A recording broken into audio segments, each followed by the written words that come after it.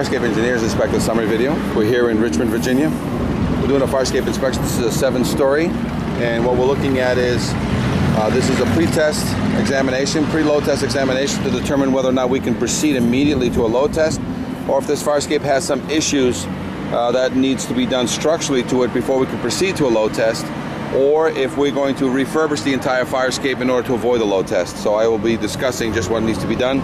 The authority having jurisdiction shall accept by load test or other evidence of strength, and the farescape must be kept painted. So first of all, we do need a paint job on this whole farescape. It is older than 78, so it's presumed to have lead. No welding on this farescape. The majority of this farescape is all bolted connections anyway, so any and all repairs must be a bolted connection repair, no welding. Otherwise, you're not satisfying the EPA guidelines for farescape for lead paint. So scrape and painting of this farescape, EPA renovator's license required. No welding on this farescape, but although bolting needs to be done in order to satisfy the preparation of the farescape to spot repair it and load test it, or full refurb in order to avoid the load test. So let's start up here. We have some cement issues, and I'm going to talk in percentages as to what it needs to be done here. So we do have cement issues against all the walls and all the rails on all floors. So probably 75% of all the connections to the walls have spalled or done something like it's showing here. So all that needs to be addressed. All your flats here, you've got flats that run this way and you got flats that run this way. So a lot of times the flats that run the long way are not the structural, but it's the flats that run from the building back to the nose. So this flat, you got to change that bolt there and you got to change that bolt there. Or if it's going to be load test, you need to verify that there's no rust in any connection, then we can proceed immediately to the load test. We need to verify that all the bolts that are original hardware are good, and then we can proceed to the load test. Or by changing any of all these original hardware, even though they're in good order, there is no load test. So that's what I'll be discussing all the way down. We have a pre-existing non-conforming rail system here, and depending what the city official wants, a lot of times they may want an additional line on this. But again, it's a pre-existing non-conforming. We have to discuss this with the city official if he wants more lines on this rail system. Going down, we're going to start going in detail what needs to be done, but then as we go to the floors below and concluding on the cantilever, we're going to basically shorten up our summary. So a lot of times these clips down below, we got to change these bolts out, these rivets out, because water's getting in here. We need to seal this up so water stops getting in here. We need to verify all these support brackets. If they're in good order, we need to proceed to the load test to verify this 75-year-old bolt. Otherwise, we change this bolt out, there is no load test on both sides. We got to make sure all the cement is tight to the building and sealed. So now only do we want to repair, and you've got about a 25% issue on this farescape with cement issues to the building, like spalling, cement is missing. Only about 25% on the entire structure is going to be the issue. But now you have all original hardware that we now need to load test in order to conclude this examination, or if you want to change these out or create gussets and keep the original and put gussets here with new bolting, then there is no load test on a lot of these. All the treads, only about less than 25% of the treads are going to have enough significant rust inside that it needs to be repaired. Then it can be load tested. Or to avoid the load test, every single one of these rivets needs to be taken out and a new bolt put in, and everything sealed from above. No, you got to seal all these with silicone. But you can also put in a single half-inch in the middle of this, drill it, put a new, so it's still sealing everything as long as there's no rust in any of the connections. So about 25% of the treads are going to have to be removed and then repositioned back in with new bolts. Those are not going to need the half-inch. But the remaining ones that stay, in order to avoid the load test, put in half-inch bolt in the middle here, and that will basically avoid the load test. Again, railing systems 100%. They're all spalling. There's been some repairs that are not, but water's getting in here and it's starting to pull away your wall here, I mean your window frames here. So this is definitely bringing water into your building. Okay, full paint job, scrape and paint, EPA requirements.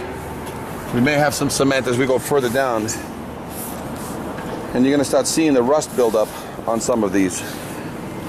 See the rust getting in here? It's worse going down. See the rust getting in there and building up? And so on some of these, a lot of times after you clean, you got a silicone shredder so water doesn't get in there. Any and all flats that are lifted, you got to get them down and you got to seal them. And any and all bolting. To avoid the load test, you have to re-bolt. Not the minors, but the majors, corners, what I'm saying? Because from there running to there is a major. From this way, it's a minor. So you don't have to change all of these, but if any of them have rust in it, you got to pop these and put a new bolt. Going down, you keep originals, load test is coming. You swap out originals, even if they're in good order, there is no load test. Cement. We've got some spalling cement, not on this floor, but a lot of these, once you fix the cement, you got to seal it to the building, so no more water gets in there. Water's getting in here, and it's eating the channel, but yet underneath it's not coming through. So you understand? So a lot of these, after you cleanse these, you got to seal these with 50-year silicone, 35 to 50-year silicone, both sides. Otherwise, it's going to eat your channel. You're going to have to replace this channel. A lot of these knuckles, I'm going to have to sample test a lot of these knuckles because a lot of these are cast. So sometimes we have to put in major structural areas. We need to put a flat from here to here, put a bolt here, put a bolt there. That way we can negate the requirement that this be the major area. But for sure, all major structurals need to be rebolted if you want to avoid the load test. Otherwise, any one that needs repair, you fix those, and any ones that stay behind as original hardware, you need to seal them up and then perform the load test. Again, see the cement spalling right there? That's a major spall happening on the brackets. So as we go down, now I'm just going to speed it up, and we're going to conclude on the feet of these stairs. And I'll see, look at all that rust there. Okay, see all that rust in there? You got all the stringer clips, tops and bottoms. You got to deal with all the supports. You got to verify all the connections. If everything is verified and the original hardware stays behind, load test. If you want to avoid the load test, change out all original hardware, which should have been done in the 25th to 50th birthday, and there is no load test. So treads, seal them, put a bolt in it. That's 100% of all the treads needs a bolt to avoid the load test. Otherwise, you need to verify every tread, seal it, and then proceed to the load test. There's the rust spalling, and it gets worse as you go down. So about 25 to 50% of the cement of the brackets is spalling going there. And as you can see here too, all these brackets at the bottom, this one got welded, that one got sealed, but they never took the rust out. Going down, and then I'll conclude, and then I'll pick up the cantilever on the next video. As you can see, rust is getting in there. Got to clean those all out. You got cement issues there, as you can see, cement. See the spalling cement here? That's what spalling cement looks like right there. All that. So about 50% of your fire escape has problems with cement. The treads, again, as I mentioned up above, fix the ones that are broken, and then proceed to the load test, or fully refurb the entire system, and there is no load test.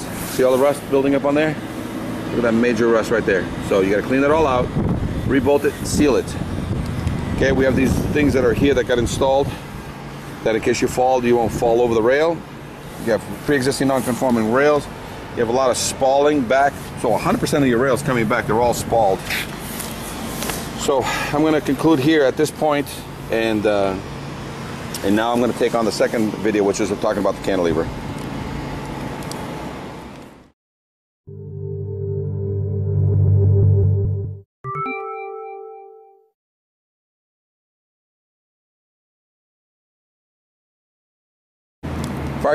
Fire escape engineers, expect a summary video where this is in Richmond, Virginia. So we have all these fire escapes. Look, see all the rust getting in here, and then it starts eating all the rust inside there. See? Now we got to change all these bolts, change all these rivets. Original hardware, if it's in good order, it stays behind, and then you proceed immediately to the load test. Otherwise, if you change the hardware, there is no load test. You got other evidence of strength. Look at all that cement that needs to be done. Cement here. Treads, at least 100% of the treads needs to be rebolted if you want to avoid the load test, but only 75% of the treads are bad. Look at this situation here. Look at that spalling there. Okay? So at least 25 to 50% of the cement work needs to be done on this fire escape. And we're going to conclude in this cantilever down here. See the stringers? Bad. Stringer clip is bad here too. Cement situation, spalling. So repeats. See all the spalling, the bracket going into the building, spalling. So all of these, even all the way here, is in pretty rough order. See, that one's pretty rough, that one's spalling out also. We got some electrical here for lighting. We got to make sure that that's properly insulated. Looks pretty old. I don't even know if it's working anymore. And the conclusion here is this cantilever.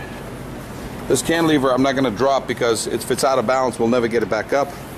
But you can definitely see from here, you can see rust in the connections of all the treads, and it looks like it has original hardware. So this is an original cantilever. When you release that cantilever, it goes down to the ground, hits the ground and stays down, okay? And this is the release arm. So when you get here, what's supposed to happen is you're supposed to grab this, push this forward, and this releases the cantilever and then it drops. But as you can see here, we got quite a bit of the structural on here is suspect on all these treads going down. Even that through bolt, that's a monster of a through bolt. It's probably 1.5 inches. Looks like it got hit by a truck or something because we have damage to the wall down there. So that all needs to be addressed.